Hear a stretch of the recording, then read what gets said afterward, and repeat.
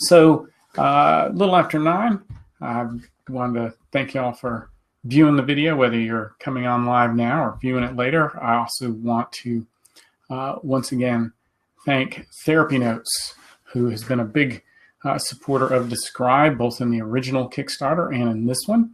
If you're looking for a web-based EMR or practice management software for your practice, Therapy Notes is one to look at. They've done a great job over the years in adding new features, and they're currently offering 2 months instead of 1 when you start a free trial if you use the code DESCRIBE18 in your subscription setting. So that was Therapy Notes, therapynotes.com. Check them out. Have had a couple of questions submitted by backers. Tonight was backer night. I wanted the backers to actually submit some questions. I kind of hinted that they could ask whatever they wanted and have me do a dance, eat chocolate cake. I didn't get any crazy suggestions. I don't know if they just wanted to hold back until we're fully funded and celebrate then, but that's where we're at. So 2 things, and let's see, which one should I start with? Here's what I'll start with. One of the questions was, what is the toughest part of doing a Kickstarter project? And I believe the toughest part is right now. So there's actually a lot of work that goes into building the Kickstarter project, from building the campaign page to getting social media ready and building partnerships and long list of things. But this, for me, is the toughest part. You know, you do all that work at the beginning and you're passionate, you're fired up because you want to make this work, and that keeps you going. And then you have that first 48 hours of the Kickstarter where lots of pledges coming in. You know, you get that first initial burst from the people who have been, you've told about this before. They know it's coming. They've, especially with this project, they own the first Describe deck. So they're really excited to jump in there and participate right off the bat. So you have a good bit of excitement and adrenaline rush in that first 48 hours as those people join in. And then you hit the well-known, if you've been around Kickstarter or read about how projects work, very well-known lull in the middle of the project. There tends to be this curve where you jump out to a big start and then things are very slow trickle for the rest of the time until you get to even the last 48 hours of a project. Because 48 hours is when people who have clicked the Remind Me button will get that reminder that, hey, remember this project you thought was really neat? Now's your chance to back it before time runs out. So we're in the midst of that lull, and that is the most difficult part for me, because you're not in that initial excitement and it's kind of a slow slog. You're working really hard to get the word out, make sure people know about the project. And all the people that were excited at the beginning have pledged. The people that are going to wait until later are going to wait till later, and so you're just working really hard to get those middle pledges, and it's kind of amplified when you're not quite at the funding goal like us. We've continued to creep up. I think we're at 3,200 out of the 5,000 last I looked. So we're continuing to move forward and making progress. But that makes it harder when you're not at that funding goal. Once we reach that funding goal, we can get excited about the stretch goals, like more cards in the collector's box. So that's my answer to that question. The toughest part of running a Kickstarter is now, this week, next week, the middle of the campaign, that kind of grind. So the other thing, the other request that I had, let me have a sip of water. The other request I had was that I answer a question from the Describe deck.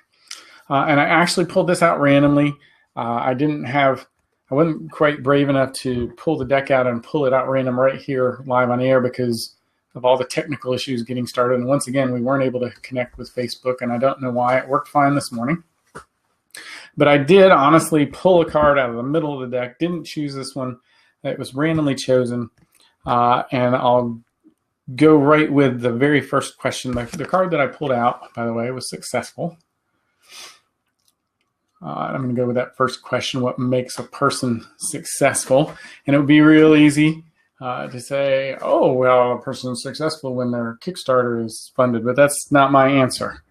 For me, a person is successful, and this comes up quite a bit in my work as a counselor with people and helping people with self-esteem and life goals and understanding, what is it, often people, like in our culture in the United States, the picture of success is often having a career and bringing money. That's kind of this picture of success in our culture. But there was a hospice worker in Australia, and there are a number of articles out there about what do people regret, when they are dying.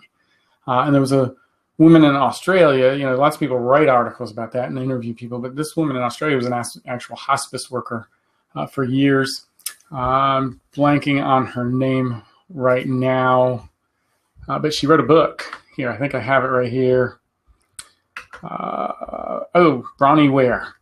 And her book is called The Top 5 Regrets of the Dying. You can find it on Amazon. But again, she was a hospice worker for years, and she pretty much heard these same 5 regrets over and over again.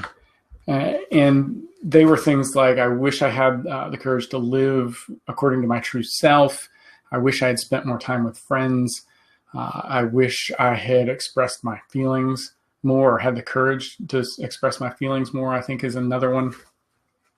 And so my definition of success are rooted in those kinds of things. What is it that's important to you? And that's one of the activities I do with describe cards for people.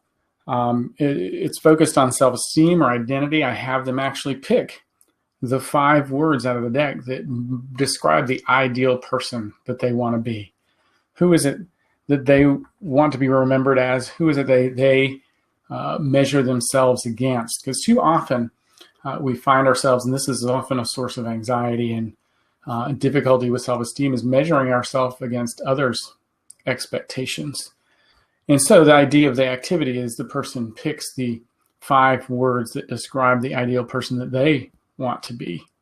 And then they can process, okay, if successful is my word, what does that mean to me? How do I know that I'm being successful? Not what does our culture think success means, but what do I think success means?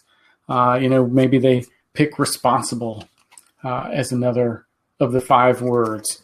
So they process each of those 5 words, talk about what does it mean to be each of those things, and then they can gauge where they're at. Hey, am I already doing the things that make me successful? Am I already doing the things that make me responsible? If not, what are the things that I can do? What are the things that I can change to start being those things, to grow toward being those things?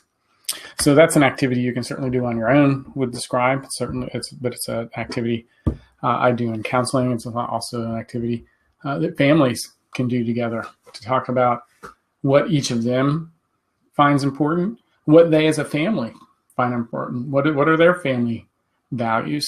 So that's another interesting activity and a long answer to that question.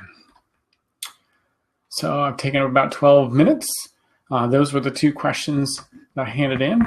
So I am going to say thank you to the backers who have already backed Describe and have gotten us over 60% of the way there with a good 19 days left, I think we're at.